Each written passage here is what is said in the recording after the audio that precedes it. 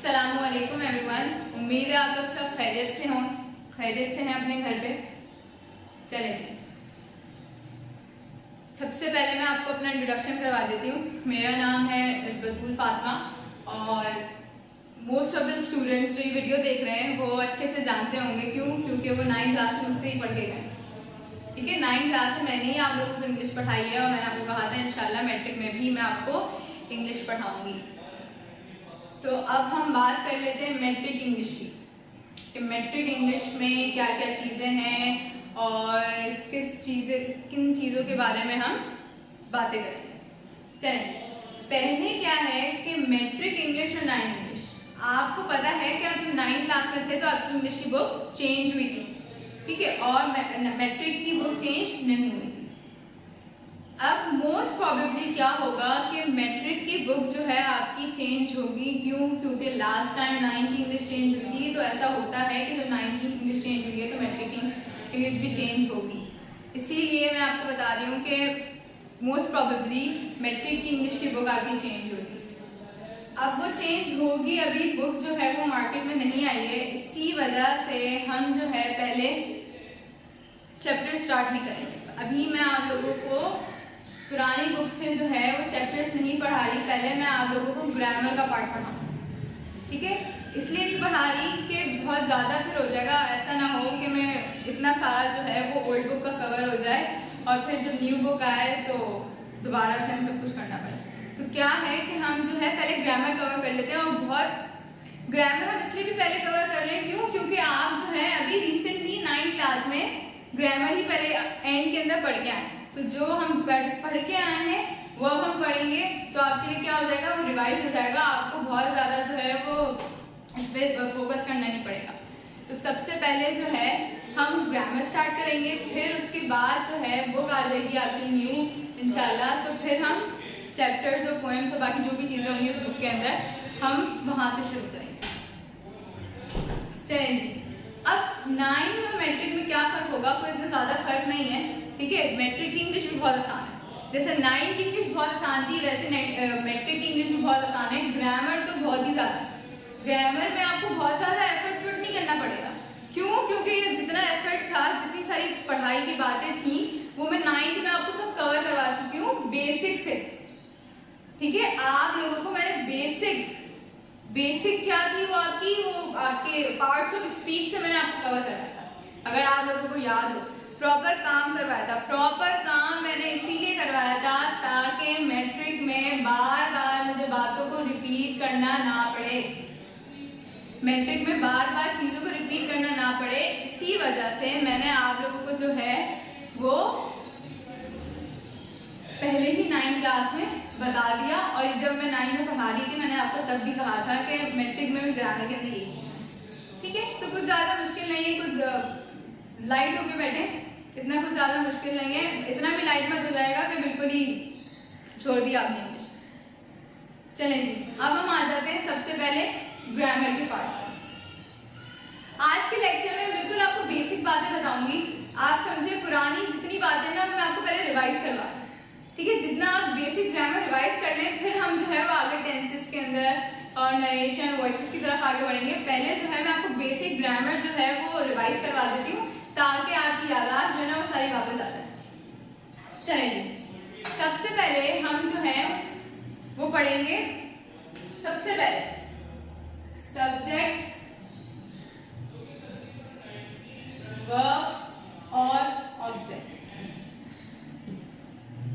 सबसे पहले आपके पास है सब्जेक्ट, वर्ब और ऑब्जेक्ट। आपको पता है कि इंग्लिश में एक सेंटेंस के लिए एक आप सेंटेंस बोलते हैं, अगर उस सेंटेंस में आपके पास सब्जेक्ट ना हो, आपके पास वर्ब ना हो, अगर आपके पास ऑब्जेक्ट ना हो तो आपका वो सेंटेंस कंप्लीट नहीं हो सकता, कंप्लीट भी नहीं हो सकता और वो सेंटेंस जो है वो सेंस भी नहीं बना सकता। ठीक है, तो एक सेंटेंस के कंप्लीट होने के लिए आपके पास सब्जेक्ट, वर्ब और ऑब्जेक्ट होना बहुत ही जरूरी है। अगर आपके पास सब्जेक्ट, वर्ब और ऑब्जेक्ट नहीं होगा तो आपके लिए एक सेंटेंस को पढ़ना, उसको समझना बहुत मुश्किल है। ठीक है, अब सब्जेक्ट क्या होता है आप लोग अच्छी तरीके से वाकिफ हैं।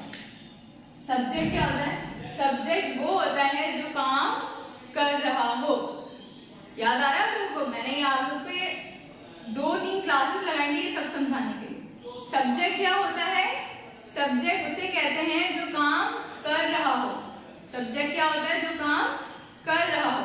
और ऑब्जेक्ट क्या होता है? जिस पे काम हो रहा हो।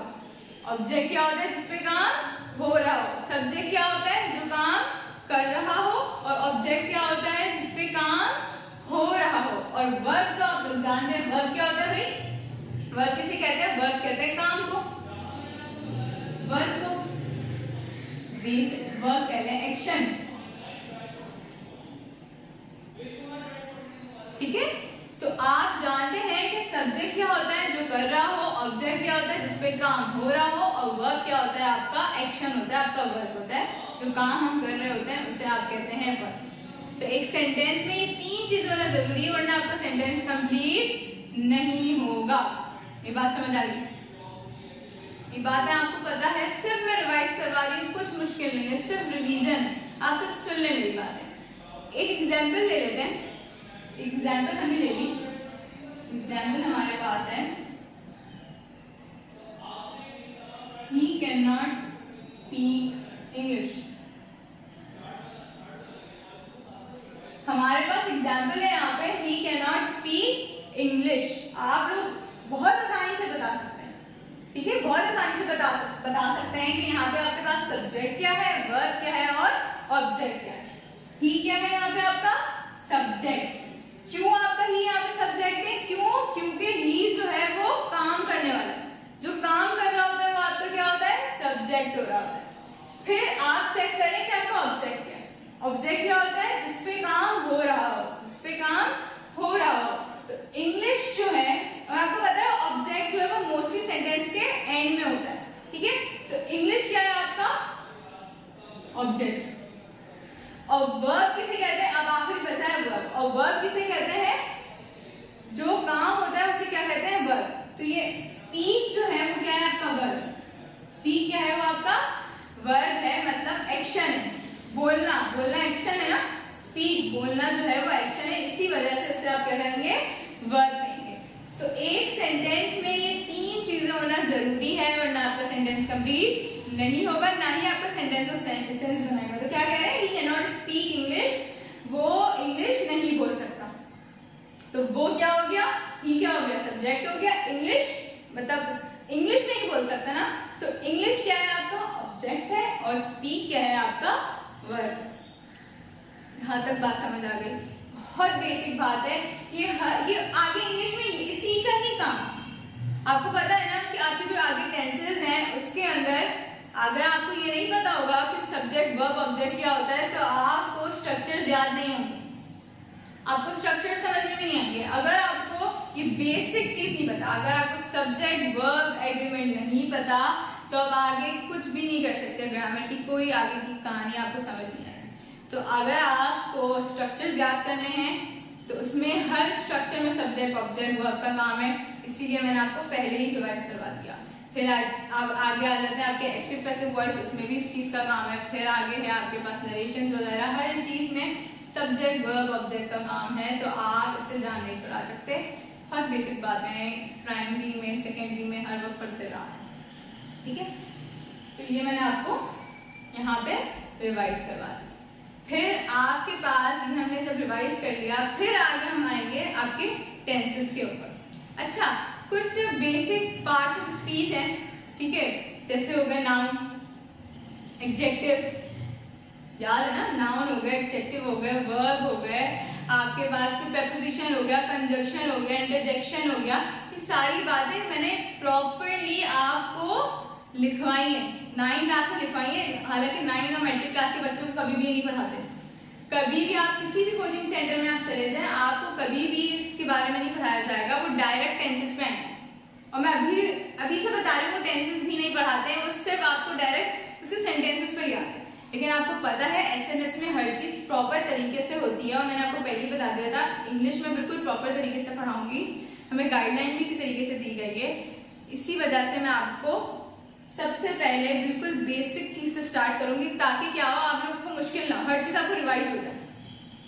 इतना आपको समझ आ गया, ठीक है। इस तरीके से और भी बहुत सी एग्जाम्पल हो सकती है। ही eight an apple, he eight an apple, उसने सेब खाया। ही क्या हो गया आपका सब्जेक्ट हो गया, एट खाने को कहते हैं, एट क्या हो गया आपका वर्ब हो गया, और एप्पल क्या हो गया आपका ऑब्जेक्ट हो गया। तो इस तरीके से आपको बहुत सारी एग्जाम्पल्स मिल जाएंगी। हम पार्ट्स ऑफ स्पीच की बात कर रहे हैं। आपके पास नाउन हो गया, सबकी मैंने डेफिनेशन आपको लिखवानी है। नाउन हो गया, आपके पास एडजेक्टिव हो गया। नाउन किसे कहते हैं, नाउन किसे कहते हैं, चीज को कहते हैं, किसी भी चीज को कह सकते हैं, किसी भी नाम को आप नाउन कह सकते हैं, किसी भी जानवर का नाम, किसी भी इंसान का नाम, किसी भी चीज का नाम। आपको पता है ना नाउन क्या होता है। फिर आते हैं आपके एडजेक्टिव पे। एडजेक्टिव क्या होता है, कैरेक्टरिस्टिक, ठीक है। किसी चीज की खुसूसियात को क्या कहते हैं, किसी की भी चीज की कैरेक्टरिस्टिक्स को क्या कहते हैं, आप एडजेक्टिव कहते हैं। फिर आपके पास प्रीपोजिशंस आ जाते हैं, फिर आपके पास आर्टिकल्स आ जाते हैं, इंटरजेक्शंस आ जाते हैं, कंजंक्शन आ सकते हैं। ये सारी चीजें जो है वो आपने खुद से रिवाइज करनी है, ठीक है, और अपने दिमाग में बिठा कर रखनी है, ठीक है। ये बिल्कुल मैंने आज के लेक्चर में बिल्कुल बहुत हैवी काम, कुछ काम भी इतना नहीं करवाया, सिर्फ मैंने आपको कुछ बातें समझाई हैं, कुछ बताई हैं। प्रॉपर आप कोई बात याद रखें, आपको प्रॉपर वे में अपना रजिस्टर बनाना है, ठीक है। अपना रजिस्टर इंग्लिश का बना के रखना है। कोई केमिस्ट्री के पीछे, कोई फिजिक्स के पीछे के रजिस्टर के पीछे काम नहीं करेगा इंग्लिश का। बिल्कुल एक प्रॉपर इंग्लिश का रजिस्टर बनेगा जिसमें आप पोर्शन बना लीजिएगा, ठीक है।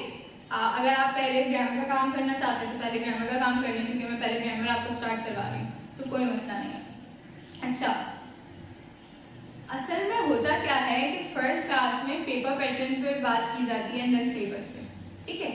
लेकिन जब हमारे पास कोई बुक ही नहीं है, ठीक है, तो हमारे पास उसका कोई पेपर पैटर्न नहीं है, पेपर पैटर्न नहीं है तो बुक नहीं है, तो हमारे पास कोई सिलेबस भी मौजूद नहीं है। हमारे पास सिर्फ ग्रामर का सिलेबस मौजूद है, इसी वजह से हम ग्रामर हम कवर कर रहे हैं, ठीक है।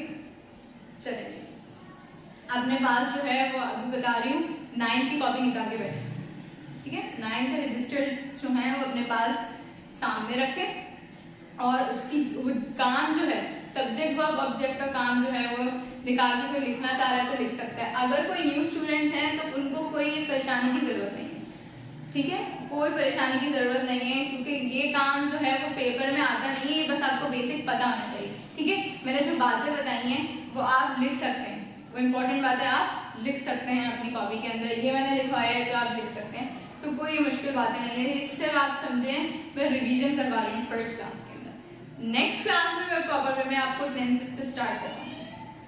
ये बात यहाँ तक आपको समझ आ गई है। चलें जी, अपना ख्याल रखिएगा। अल्लाह।